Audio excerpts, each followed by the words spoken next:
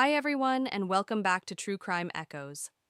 This is the place where we don't just retell stories, we revisit the echoes they leave behind. The tragedies, the injustices, the moments where lives were changed forever.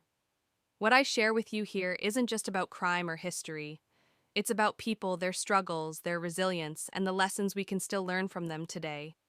Some of these stories are shocking, some are heartbreaking, and some might even change the way you see the world. So settle in, because today we're diving into a case that carries more weight than you might expect. Chapter 1: The Disappearance of Wendy Williams. I've always been fascinated by stories of public figures who seem larger than life, the ones who dominate headlines for years, only to suddenly disappear from the spotlight. And when I think about that, one person immediately comes to mind: Wendy Williams. Wendy wasn't just another talk show host, she was an icon. For more than a decade, she gave us sharp commentary, unforgettable interviews, and let's be real, some of the most meme-worthy television moments we've ever seen. From 2008 until 2021, Wendy hosted over 2,000 episodes of The Wendy Williams Show. She was even nominated for an Emmy as Best Host. Her show wasn't just entertainment, it was a cultural touchstone. And then, almost without warning, she vanished. In 2021, fans noticed that Wendy was no longer appearing on her show. At first, the explanations were vague. We heard whispers of health problems. Some tabloids speculated about her personal life. But for the most part, there was just silence. Viewers who had watched her almost every day for years were left with a simple but haunting question: where's Wendy? By 2022, the show was officially canceled, and there was still no real update. Rumors swirled, but no one had any clear answers. Then in February of 2024, an announcement came that hit like a thunderclap. Wendy Williams had been diagnosed with dementia and aphasia. For many of us, it felt final, almost like confirmation that we would never truly hear from her again. And that was heartbreaking. But just weeks later, another surprise arrived. A documentary about Wendy was announced, and to make it even more intriguing, Wendy herself was listed as executive producer. On paper, it sounded like the perfect opportunity to finally get answers, to hear from her directly about what had really been happening behind the scenes. So of course, people tuned in. I tuned in. And what we got was one of the saddest, most uncomfortable documentaries I've ever watched. It showed Wendy struggling with her health, with alleged alcoholism, with financial issues. It was raw, it was painful, and it didn't feel right. Honestly, it left many of us wondering who approved this. And more importantly, was Wendy even capable of approving it herself? Because almost immediately after it aired, her family and friends began speaking out. They claimed the documentary was exploitative, that it never should have been made. They said Wendy's medical condition made it impossible for her to consent to something like that, which led to an even darker revelation: Wendy Williams was under a conservatorship. Now, if you're like me, the word conservatorship might instantly make you think of celebrities. Maybe Britney Spears comes to mind. But what does it actually mean? At its core, a conservatorship is a legal arrangement in which a court appoints another person to manage the personal or financial affairs of someone who is deemed incapable of doing so themselves. In some states, they call it guardianship. No matter the label, the meaning is the same: you lose the right to make certain decisions about your own life. When I first learned that Wendy was under a conservatorship, I felt uneasy. On the surface, it sounds like a system designed to help people in vulnerable moments. And sometimes it does. But as history shows us, it can also be a system that strips away independence, silences voices, and in some cases opens the door to exploitation. And that's where my curiosity really took hold. Because this wasn't the first time we'd seen a beloved public figure suddenly vanish behind the opaque walls of a conservatorship. Wendy's story was only the most recent in a long and troubling history. As I began digging deeper, I realized these cases share haunting similarities: fame that spirals into controversy, a public labeled as difficult or unstable, and then suddenly the courts step in, handing power to someone else. And once that control is in place, it's astonishingly hard to take back. What struck me most is that these stories don't just belong to celebrities.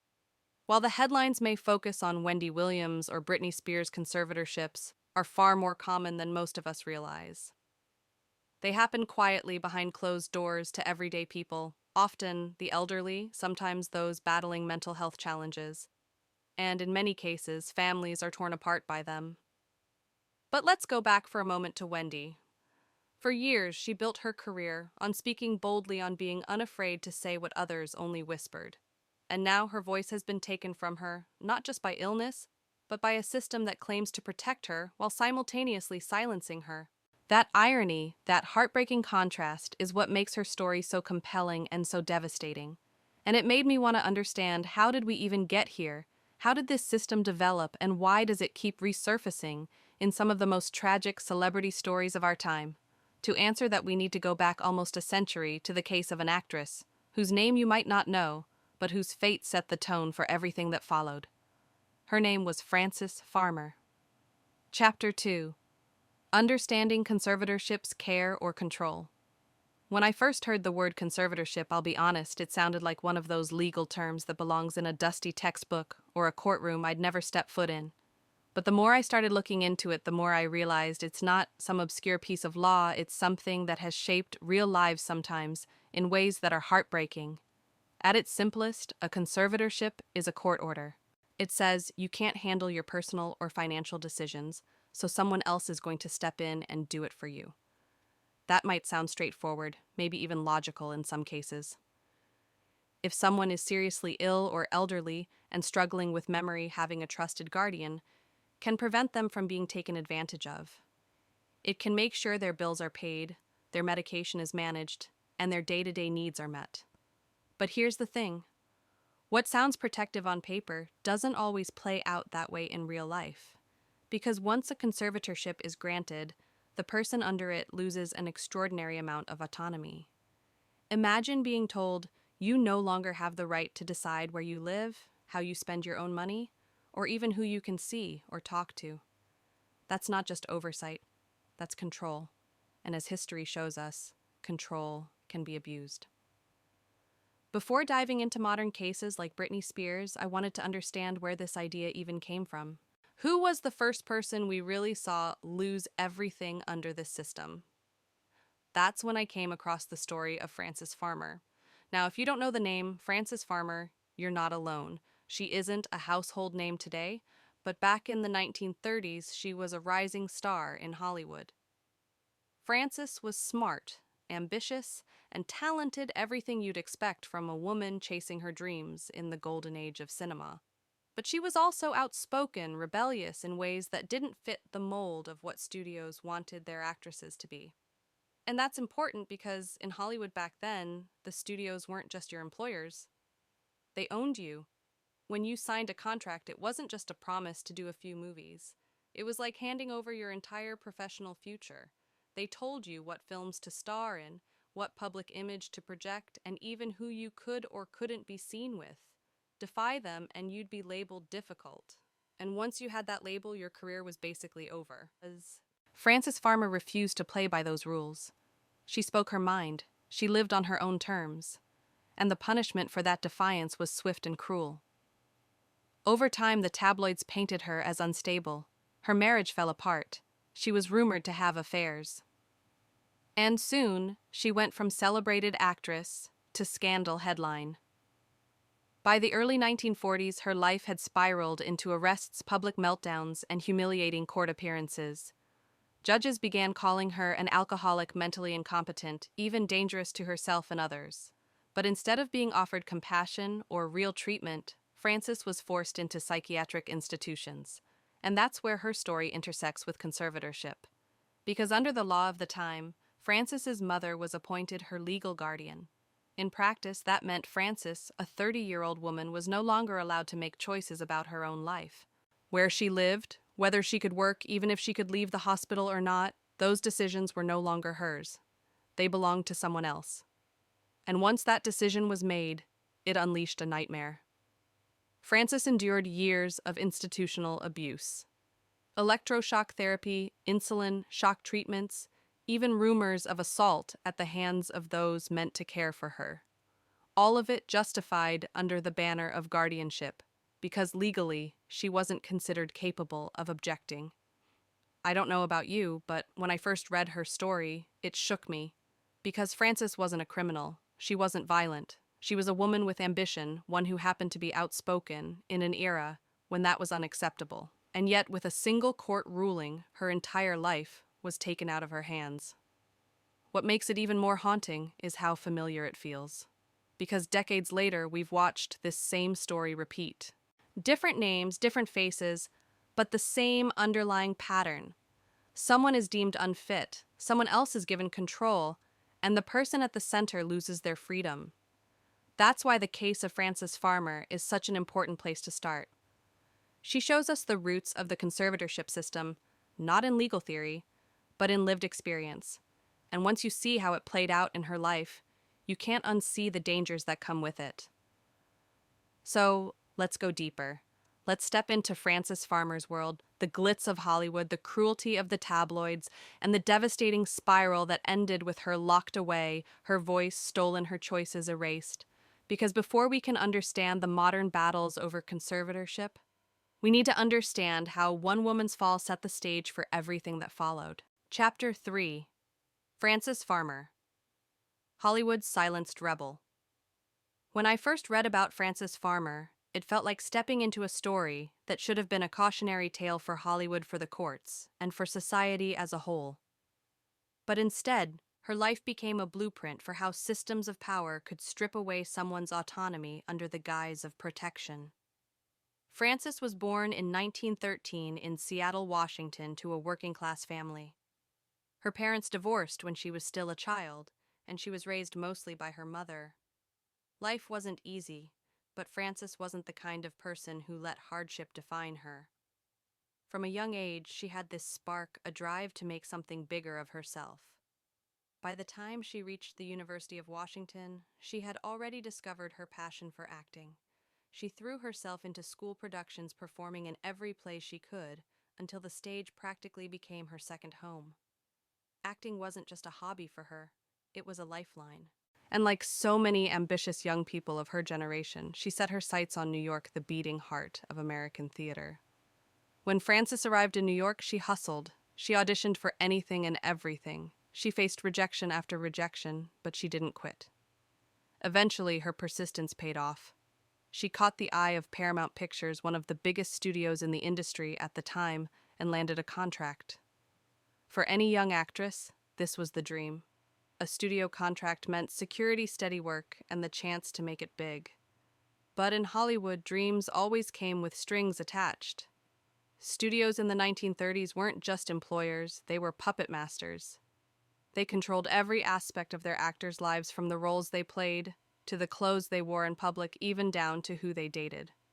It was a system built on control, and if you pushed back, you were labeled difficult. That word difficult was the kiss of death. Frances, unfortunately, was someone who spoke her mind. She didn't tolerate disrespect, and she didn't always play the game. In an industry that demanded silence and compliance, her independence was viewed as rebellion. And rebellion wasn't forgiven. Despite that, Frances's career began to take off. She starred in several films, and in 1936, she appeared in Come and Get It, a movie that went on to win an Academy Award. Practically overnight, she became Hollywood's new it girl. Her face was on posters, her name in headlines. For a moment, it looked like Frances Farmer was unstoppable. She also married another actor, Leif Erikson, but their marriage wasn't exactly a fairy tale romance. In truth, it was more of a calculated move. Hollywood loved glamorous couples, and Frances understood that being half of a power duo could boost her profile. Behind closed doors, though, their marriage was cold, more partnership than passion. Still, Frances worked. She performed in plays, acted in films, and tried to keep up with the demands of stardom. But soon the cracks began to show. Rumors started spreading that she was difficult on set, that she was temperamental, that she had a drinking problem. Hollywood loves to build someone up, but it loves tearing them down even more. And once those whispers began, the tabloids had a field day. They reported on her marriage troubles, her rumored affair with a director, and painted her as unstable and untrustworthy. Suddenly, the media wasn't celebrating Frances Farmer the star, it was vilifying Frances Farmer the woman. By the early 1940s, Frances's career was faltering. Offers dried up, and the reputation she had worked so hard to build crumbled under the weight of gossip and scandal. Then in 1942, everything truly began to unravel. One night in Los Angeles, Frances was pulled over by police for driving with her headlights on in what was called a dim-out zone, an area where lights were restricted during wartime to avoid attracting enemy aircraft. It was a minor offense, the kind of thing most people would get a warning for. But Frances wasn't most people. She was already marked. The police arrested her. The arrest made headlines. Suddenly, Frances was branded as reckless and unhinged. Paramount canceled her contract. Without studio backing, her career was essentially over. Things spiraled quickly from there. A few months later, she got into an altercation on a film set. Frustrated and exhausted, she stormed out and ended up drinking heavily at a hotel bar, smashing a mirror in a fit of anger. That night, she was arrested again, this time for failing to pay fines from her previous arrest. In court the next morning, Frances didn't even have a lawyer. The judge grilled her about her drinking habits, and she responded with biting sarcasm, admitting she spiked her milk coffee and even her orange juice with alcohol. Instead of compassion, she got punishment. The court sentenced her to 180 days in jail. When she protested, she was restrained and accused of assault. From there, the narrative shifted completely. Frances was no longer a troubled actress, she was deemed mentally incompetent. A woman who couldn't take care of herself, and with that, the door to conservatorship was flung open. In 1943, Frances was committed to a psychiatric hospital against her will. There she was subjected to treatments that sound more like torture than medicine. Doctors injected her with insulin until she went into a coma, a practice known as insulin shock therapy. They electrocuted her brain with electroshock therapy, leaving her disoriented and in pain. She was stripped of her dignity, stripped of her voice, and stripped of her rights. What's worse, the courts appointed her mother as her legal guardian. Imagine that, 30 years old, once a rising star in Hollywood, and suddenly you're legally no longer allowed to make decisions for yourself. Frances's mother now controlled her life, her money, her future. But instead of using that power to protect her daughter, Frances's mother sent her back to the hospital whenever she stepped out of line. When Frances refused work, when she spoke out, when she acted in ways her mother didn't approve of back, she went locked away, drugged and silenced. By 1945, Frances was institutionalized at the Western State Hospital in Washington, one of the harshest psychiatric facilities of its time. She was placed in the violent ward, shaved, bald, and chained. Reports from other patients claimed that women in the ward were beaten, neglected, and even assaulted by guards. Some alleged that soldiers from a nearby base were allowed in to abuse them. Whether or not every story was true, what's clear is that Frances endured years of horrific treatment she never should have faced. And here's the part that stays with me. Frances Farmer hadn't committed a crime. She wasn't serving a sentence. She had simply been declared unfit and handed over to a system that profited from her silence. She remained institutionalized for nearly 5 years. 5 years of her life stolen, not because of something she did, but because of how others defined her. Eventually, in 1950, she was released. But by then, she was broken. She returned to live under her parents' watch, forced into obedience by the constant threat that if she stepped out of line, she'd be sent back. For the rest of her life, Frances lived in the shadow of those years. She wrote an autobiography, Will There Really Be a Morning?, where she described the abuse she suffered. But even then, the world tended to dismiss her, chalking up her story to the melodrama of a fallen star. I can't help but think about how differently her life might have turned out if she had been given real support, if her independence had been respected instead of stripped away. Instead, Frances Farmer became one of the earliest, most tragic examples of how conservatorship can be weaponized, not to protect, but to control. And the saddest part, her story wasn't an isolated case. It was just the beginning. Decades later, the world would watch another woman endure a strikingly similar fate, this time under the blinding spotlight of modern celebrity culture. And that woman's name was Britney Spears. Chapter 4: Institutions Abuse and the Loss of Autonomy. When we talk about conservatorships today, one name always comes up: Britney Spears. And honestly, it's impossible to ignore her story, not only because it played out so publicly, but because it showed the world just how dangerous these arrangements can be when they're abused. Britney Jean Spears. She was born in 1981 in a small town in Mississippi. From the start, she was a performer. By the age of 11, she was already on the Mickey Mouse Club, singing and dancing alongside kids who would later become huge stars: Christina Aguilera, Justin Timberlake, Ryan Gosling. But Britney wasn't just talented, she was magnetic. She had this spark that made people pay attention. At 15, she signed with Jive Records. And in 1998, when she was just 16, Britney released Baby One More Time. I don't even need to remind you how that went. The song exploded. The music video played on repeat on MTV. Britney wasn't just a rising star, she was a global phenomenon. But fame, especially the kind that comes that fast and that young, is brutal. The media couldn't get enough of her. Every outfit, every performance, every interview was scrutinized. And let's be honest, the coverage was cruel. Reporters asked her invasive questions about her body, her virginity, her relationships. She was sexualized and shamed at the same time, and she was still just a teenager. Despite the constant spotlight, Britney kept working. She released hit after hit, toured the world, and cemented herself as the princess of pop. But behind the scenes, the pressure was immense. Relationships were falling apart. In 2002, her high-profile romance with Justin Timberlake ended, and the breakup was splashed across every magazine cover. And of course, the narrative wasn't fair. Justin was painted as the heartbroken golden boy, while Britney was vilified. Then came a series of personal struggles, quick marriages, messy divorces, the intense demands of being a new mom. And the paparazzi were relentless. They followed her everywhere. There are countless clips of Britney just trying to drive her car, completely surrounded by flashing cameras, her face pressed against the glass, nowhere to go. By 2007, the cracks were showing. She was in the middle of a custody battle for her two young sons, and the media labeled every moment of vulnerability as evidence that she was crazy. And then came the infamous night when Britney shaved her head. Now tabloids mocked her for it. They used it as proof she had lost her mind. But later, Britney explained that shaving her head was her way of saying, "Screw you. You don't own me. You don't get to define what I look like or how I live." In hindsight, it wasn't madness, it was resistance. It was the act of someone so controlled by the world that the only thing she could control was her own hair. But instead of recognizing the humanity in that, the media doubled down. Britney became the punchline of late-night jokes.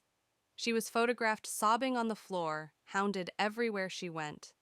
And eventually, in 2008, after a string of highly publicized breakdowns and hospitalizations, her father petitioned the court for a conservatorship. The judge granted it. Britney Spears, one of the most successful entertainers in the world, was stripped of her right to make decisions for herself. Her father, Jamie Spears, was put in charge. Think about that for a second. Here was a woman capable of performing in front of thousands of recording albums, of earning millions of dollars.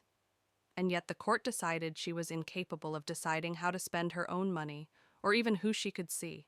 And from that moment, Britney's life was no longer her own. Jamie Spears wasn't just managing her finances, he managed her entire existence. Reports later revealed that he set up an office inside her home, telling Britney, "I call the shots now." If she wanted to go on a date, the man had to pass a background check and sign an NDA. If she wanted to make a phone call, it was monitored. Her medication was prepackaged, and security guards watched her take it. She was given a small weekly allowance, even though she was earning hundreds of thousands of dollars per show. Meanwhile, Jamie and the people around him profited enormously. Lawyers, business managers, and so-called co-conservators were paid hundreds of thousands of dollars annually, money that came directly from Britney's estate. One of those managers was Lou Taylor, a woman Jamie conveniently introduced into Britney's life, despite owing her money. To outsiders, it looked like a system designed not to protect Britney, but to milk her success while keeping her trapped. And here's the cruel irony: while Britney was supposedly too unstable to make her own decisions, she was still forced to work. She recorded albums, went on world tours, and even launched a massively successful Las Vegas residency. The residency alone grossed over $130 million. She was performing with flawless choreography, night after night, but legally she wasn't even allowed to buy herself a latte without permission. If that sounds contradictory, it's because it is. How could someone be well enough to work at that level, but but not well enough to control her own life. But Britney wasn't passive in all this. She tried to fight back. She tried to hire her own lawyer, but the court wouldn't let her. She spoke out in subtle ways, through her performances, through small moments that fans picked up on. In 2019, during a canceled residency announcement, Britney simply walked across the stage, said nothing, and left. It was odd, almost shocking, but for those paying attention, it was a sign something was very wrong. And then came the turning point. Fans had already started noticing inconsistencies in her social media posts, her public appearances, and they began asking questions. A podcast called Britney's Gram started covering her case, and in 2019 they received an anonymous tip from someone connected to her legal team. This whistleblower confirmed what many suspected: Britney wasn't free. She was being forced into treatment, her communications were restricted, and she was desperate for help. That podcast lit the spark for the Free Britney movement. What started as a few fans online became a worldwide campaign. People protested outside courthouses demanding Britney be released from her conservatorship. They carried signs, chanted slogans, and refused to be silenced. And Britney noticed. From inside her heavily controlled world, she saw the words, "Free Britney," and she realized she wasn't alone. In 2021, Britney finally got her chance to speak in court. Her testimony was shocking and heartbreaking.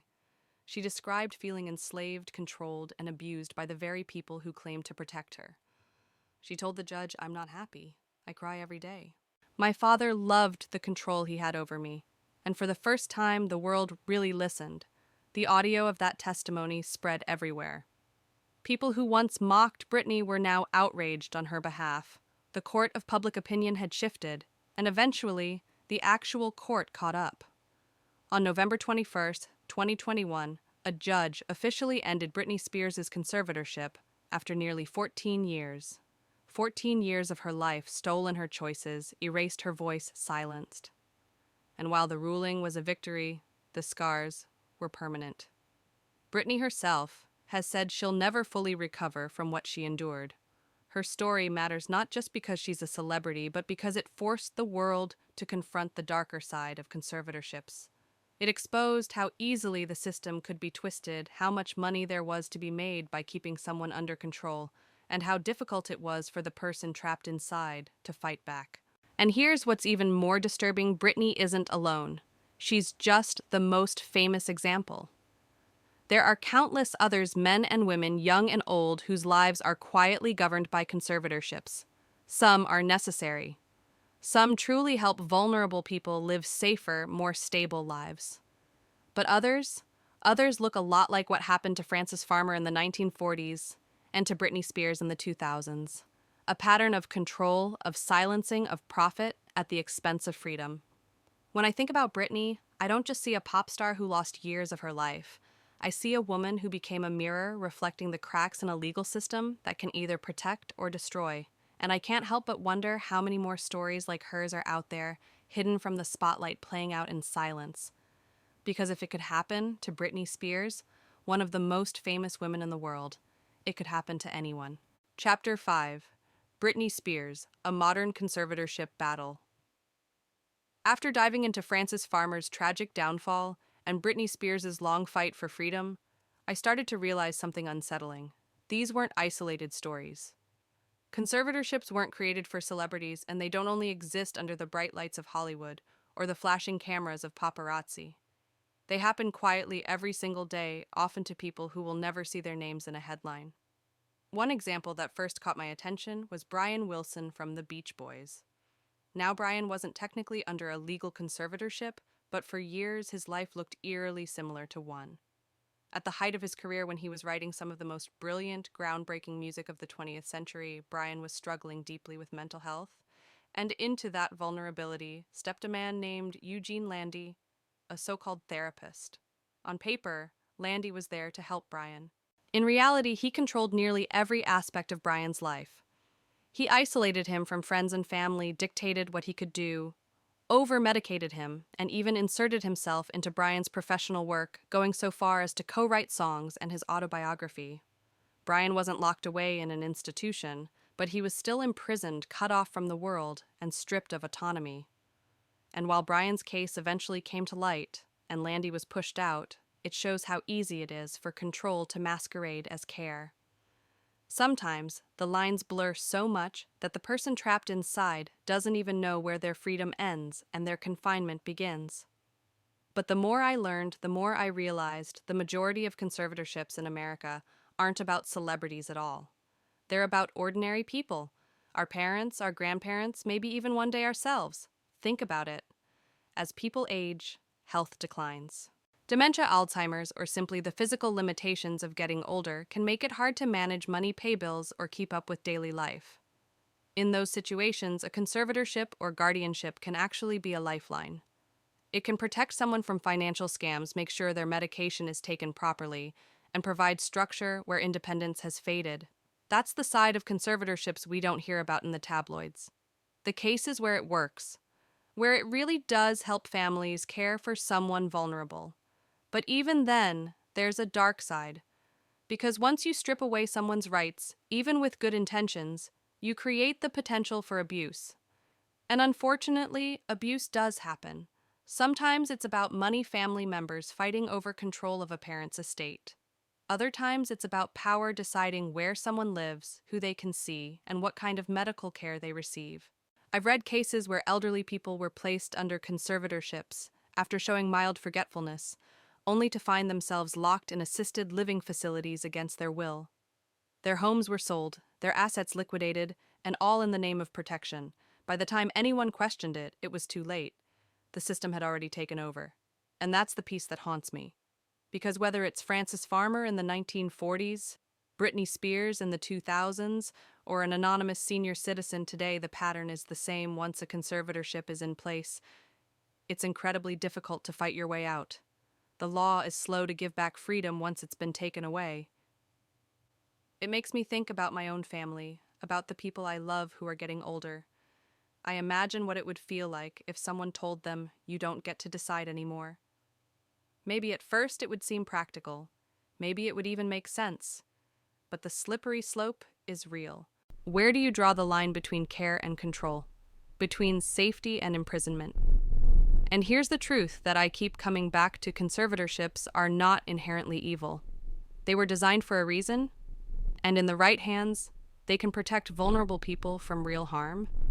But the system is only as good as the people who run it. And when money, power, or ego get involved, it's frighteningly easy for the scales to tip. That's why cases like Britney's captured so much attention. Because they forced us to look at a system we'd rather ignore. They made us ask uncomfortable questions, not just about celebrity, but about ourselves, our families, and our society. Who do we trust with power over someone else's life? And how do we make sure that power doesn't become exploitation? In the end, conservatorships live in this gray area between compassion and control. They can be both a lifeline and a weapon depending on how they're used. And while most of us will never be pop stars or Hollywood icons, the reality is that this system is far closer to home than we realize. Which brings me to the most difficult part of all: acknowledging that conservatorships aren't just a part of history. They're not relics of Frances Farmer's time or scandals confined to Britney's saga. They're part of our present. And unless we pay attention, they could be part of our future too. So as we step into the final part of this story, I want to reflect on what we've learned, not just the tragedies, but the warnings. Because at its core, this isn't just about celebrities, or even about the law. It's about freedom, dignity, and the fragile line between helping someone and erasing them. Chapter 6: Control, Profit, and the Price of Freedom. As I think back on all of this, the tragedies of Frances Farmer, the long captivity of Britney Spears, the quiet struggles of ordinary people, I keep coming back to the same question: what does it really mean to lose control of your own life? Because that's what conservatorships are at their core. They're about control. Sometimes that control is necessary, even life-saving. An elderly parent with dementia who can't remember to pay bills or take medication might genuinely need a trusted guardian. In those cases, conservatorships can be acts of love, safety nets for people who can no longer navigate the world on their own. But then there are the other cases, the ones that make us pause. The ones where conservatorships stop being about protection and start being about power. Where someone's independence is taken, not because they truly can't function, but because it's easier or more profitable for others to keep them quiet. That's the dark truth. And once you see it, you can't unsee it. Wendy Williams, for example, is the most recent reminder. We don't know everything about her situation, and maybe we never will. But the uncertainty, the silence, the way her life suddenly shifted from public to private, under the umbrella of a conservatorship, it echoes what we've seen before. It leaves us with more questions than answers. And maybe that's why these stories stick with me. Because they're not just about celebrities. They're about something deeply human, our right to self-determination. Our ability to say, this is my life, these are my choices. To have that stripped away is devastating. The law tells us conservatorships are for the vulnerable. But what happens when the system itself makes someone vulnerable? When courts, families, or managers profit from keeping someone under control? That's when the line blurs, and it's no longer about safety, it's about exploitation. I think about Frances silenced by institutions that called her insane because she wouldn't fit the mold. I think about Britney working tirelessly on stage, while being told she wasn't capable of making even the smallest decisions. And I think about the thousands of people whose names we'll never know, quietly living under guardianships that may or may not serve their best interests. It makes me wonder how many of those people have stories like Frances and Britney but without the spotlight to expose them, how many are suffering in silence because no one is paying attention. And here's where it hits close to home. Conservatorships aren't just distant legal battles. They can touch our families, our parents, one day maybe even us. If the time comes when someone we love begins to slip, when memory fades or illness takes hold, what choices will we make? Will we protect them, or will we even unintentionally erase them? That's the haunting lesson. Power is dangerous even when it's handed over with good intentions. Once rights are taken away, it's almost impossible to give them back. So as I close this story, I don't want you to only think about Frances Farmer or Britney Spears. I want you to think about what their stories reveal about us, about how society treats people when they're vulnerable, about how easily we label someone as difficult or unstable when they don't conform, and about how quickly we're willing to believe that someone else knows what's best. Because maybe the real danger of conservatorships isn't just the system itself, but how comfortable we become with the idea of silencing people for their own good. What I've learned from digging into this history is that freedom is fragile, autonomy is fragile, and dignity is fragile. They can all be taken with the stroke of a pen, with the ruling of a judge, with the insistence of a family member who says they're just trying to help. And that terrifies me. But it also motivates me. Because if we've learned anything from Britney's fight, it's that awareness matters. Public pressure matters. Asking questions matters. When people stood outside courthouses chanting "Free Britney," they weren't just supporting a pop star, they were shining a light on a broken system. And that light forced change. So maybe that's where the hope lies. In paying attention. In refusing to look away. In remembering that behind every conservatorship there's a human being, a person with a voice, even if it's been silenced. As for me, I can't stop thinking about that haunting possibility that one day someone I know, someone you know, could lose their freedom in the exact same way. And when that moment comes, will we recognize it for what it is? Will we fight for them? Or will we let the system quietly swallow them whole? That's the question I'll leave you with. Because at the end of the day, conservatorships aren't just about law, they're about power. And power, when unchecked, always has a dark history. Chapter 7. Everyday Conservatorships, Hidden Realities. When I step back and look at the bigger picture, I realize this story wasn't just about Frances Farmer or Britney Spears or Wendy Williams. It's really about the fragility of human freedom and how quickly it can be taken away. The truth is, conservatorships are complicated. They aren't always villains in disguise. In the best situations, they're created out of love. A son stepping in to make sure his mother isn't scammed by strangers. A daughter making sure her father remembers to take his medication and keeps his home safe. In those cases, conservatorships can be tools of compassion.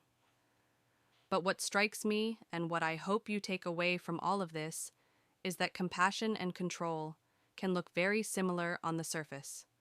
One can easily become the other. A promise to help can slide into a justification for power. And once that line is crossed, it can be almost impossible to step back. When Frances Farmer was stripped of her rights, it wasn't just her voice that was silenced, it was her very identity. She became a patient number, a case file, a woman shuffled between institutions under the assumption that she was too broken to be trusted with her own life. And decades later, Britney Spears lived a modern version of that nightmare. She was told she wasn't stable enough to make choices, while at the same time she was forced to perform to generate wealth for the very people who controlled her. And then there's Wendy Williams.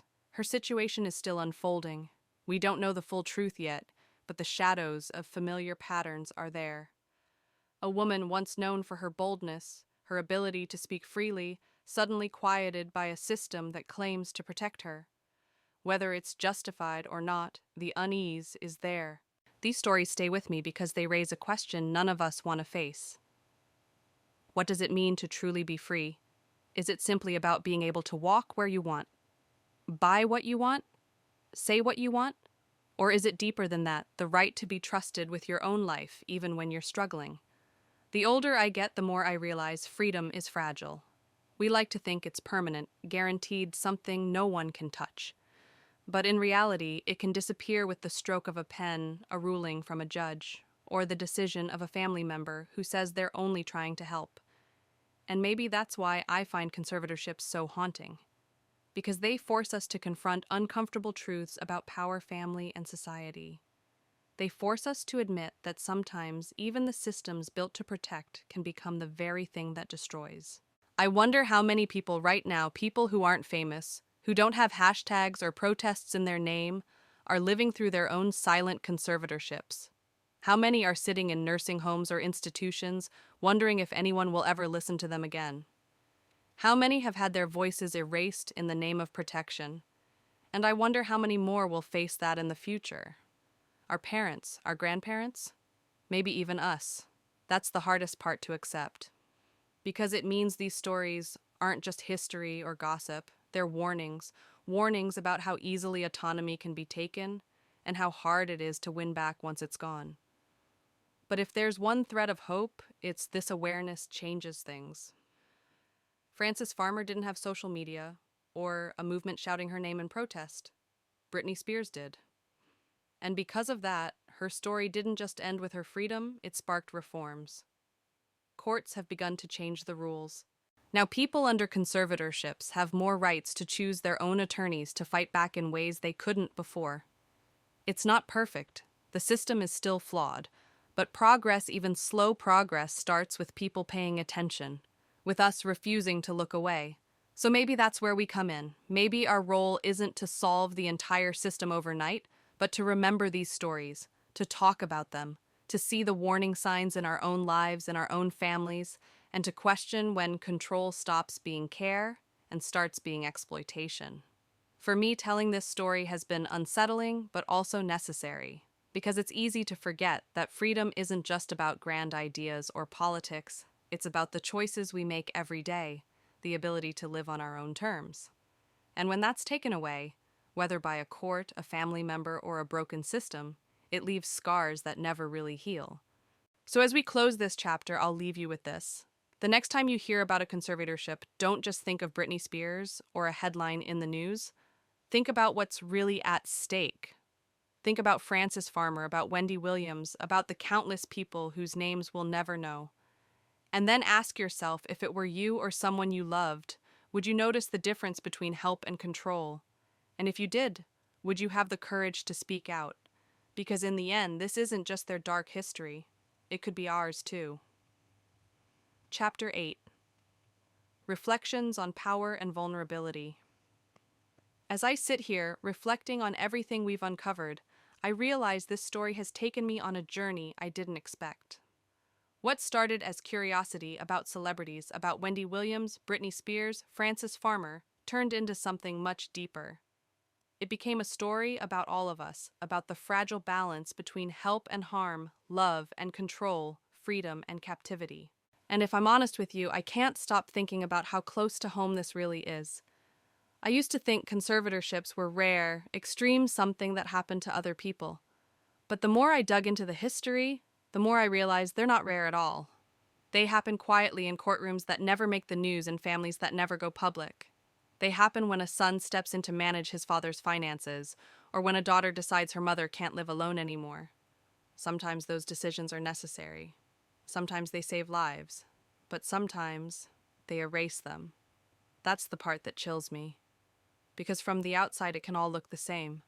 A judge signing papers, a caregiver insisting they're doing what's best, a family member making decisions in the name of love. But inside, for the person losing their autonomy, it can feel like their world is shrinking piece by piece until nothing is left but silence. When I think about Frances Farmer being locked away, drugged, and silenced in the 1940s, it feels like a story from another world. But then I remember Britney Spears, standing on stage in Las Vegas, dazzling millions of fans while quietly living in a cage built by her own father. And then I think about Wendy Williams, whose voice, once so loud and unfiltered, has suddenly gone quiet under a legal arrangement that raises more questions than answers. Different decades, different circumstances, but the same haunting pattern. And I can't help but wonder, why do we as a society find it so easy to believe that someone else knows what's best? Why are we so quick to strip people of their voices instead of asking how we can support them? Maybe it's because it's easier. Maybe it's because control is simpler than compassion. Or maybe deep down, we're afraid of what it says about us because if they can lose their freedom so easily, so could we. I think about the people in my own life. My family, my friends, people who have struggled, people who have stumbled, people who have had their darkest moments. What if in those vulnerable times someone had decided they weren't fit to choose anymore? What if instead of helping, we had taken everything from them in the name of protection? It makes me realize that freedom isn't just about big political ideals.